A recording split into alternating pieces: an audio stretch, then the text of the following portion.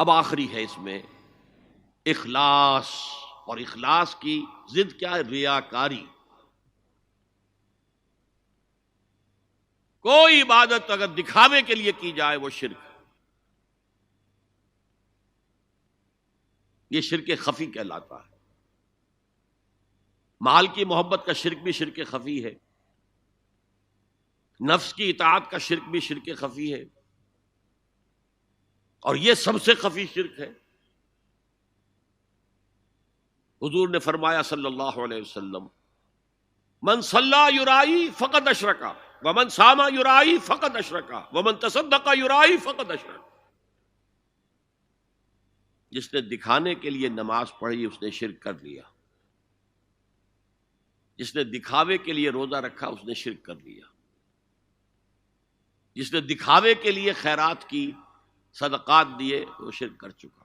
قد اشرکا، قد اشرکا، یہ عربی کے مزاج سے واقفیت ہو، فعل ماضی پر قد جو ہے تو وہ پرفیکٹ ٹینس بن جاتا ہے، کر چکا، وہ شرک میں ملوث ہو چکا۔ من صلی یرائی فقد اشرکا ومن صام یرائی فقد اشرکا ومن تصدق یرائی فقد اشرکا۔ اور تجزیہ کر کے یہاں تک بتایا کہ اگر کوئی شخص نماز پڑھ رہا ہو اور جب وہ یہ دیکھے کہ کوئی اسے دیکھ رہا ہے تو اپنے سجدے کو طویل کر دے تو یہ شرک ہے۔ فرض کیجئے 5 سیکنڈ کا سجدہ وہ کر رہا تھا، اب اس نے 7 سیکنڈ کا کیا ہے، یہ 2 سیکنڈ کس کے لیے ہے؟ اس ایک سجدے کے 2 مسجود ہو گئے، وہ 5 سیکنڈ کا سجدہ تو اللہ کے لیے، 2 اس کے لیے شرک ہو گئے۔ ایک اور بات فرمائی صلی اللہ علیہ وسلم، شرک خفی کو پہچاننا اور دیکھنا اتنا ہی مشکل ہے جتنا کہ کسی سیاہ شب میں، تاریک رات میں کسی سیاہ پتھر پر چلنے والی سیاہ چیونٹی کو دیکھنا مشکل ہے۔ تشبیہ کا بلاغت اور فصاحت کی انتہا ہے، جیسے میں نے عرض کیا تھا کہ ایک جوڑے کی 2 جوتیوں کے مابین جو مشابہت ہے، امت مسلمہ اور سابقہ امت بنی اسرائیل کی، ان کے اوپر جو حالات وارد ہوئے ان میں وہی مشابہت۔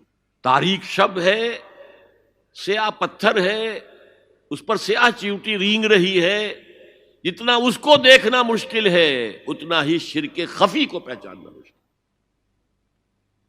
کدھر کدھر سے آپ پر حملہ آور ہو جائے گا، کدھر کدھر سے آ کر آپ کی عبادت میں، آپ کی توحید میں نقب لگائے گا، اس کا آپ کو اندازہ ہو نہیں سکتا۔ بڑا مشکل ہے، بہت زیادہ چوکس رہنے کی ضرورت ہے۔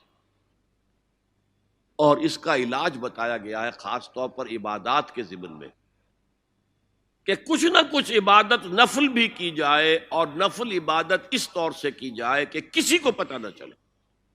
اب ہمارا حال یہ ہو گیا ہے کہ ساری، اگر کوئی عشاء کی 17 رکعتیں پڑھتا ہے، سب کی سب مسجد میں پڑھتا ہے، حالانکہ صحابہ کے دور میں مسجد تھی فرائض کی ادائیگی کی،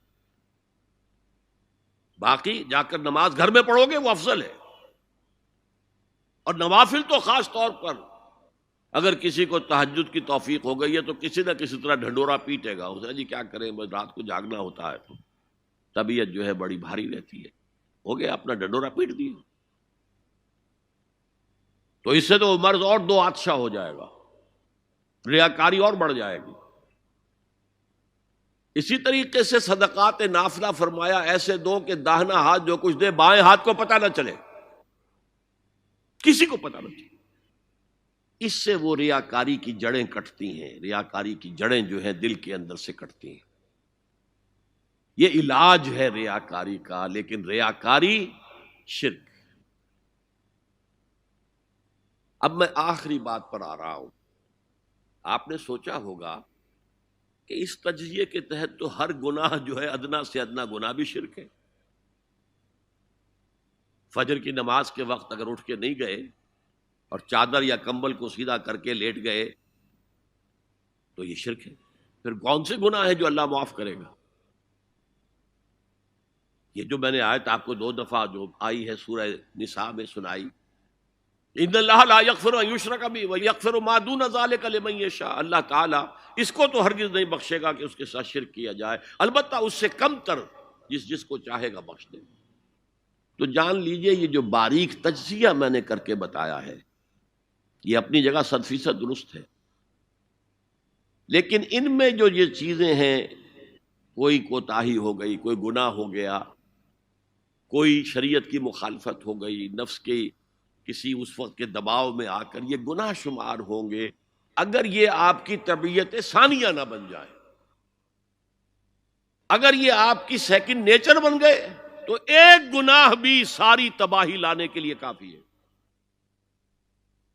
اگر آپ نے ڈیرے ڈال دیے،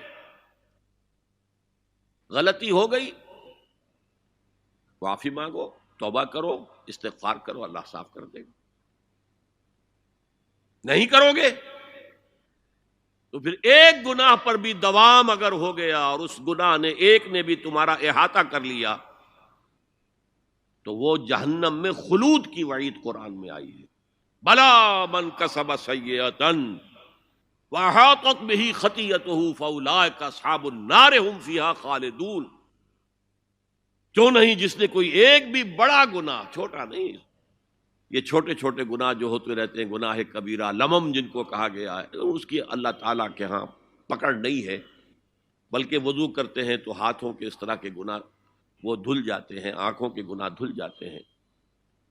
گناہ کبیرہ اگر ایک بھی کریا اور مستقل کیا اور اس پر ڈیرے ڈال دیے اور وہ آپ کا احاطہ کر لے، آج کے دور میں سود کا نظام، سودی کاروبار، وہ تو آپ کا احاطہ کر گیا، آپ کے پورے وجود کا احاطہ کر گیا۔ بھلا من کسب، اور کسبہ کہتے ہیں جان بوجھ کر کرنا۔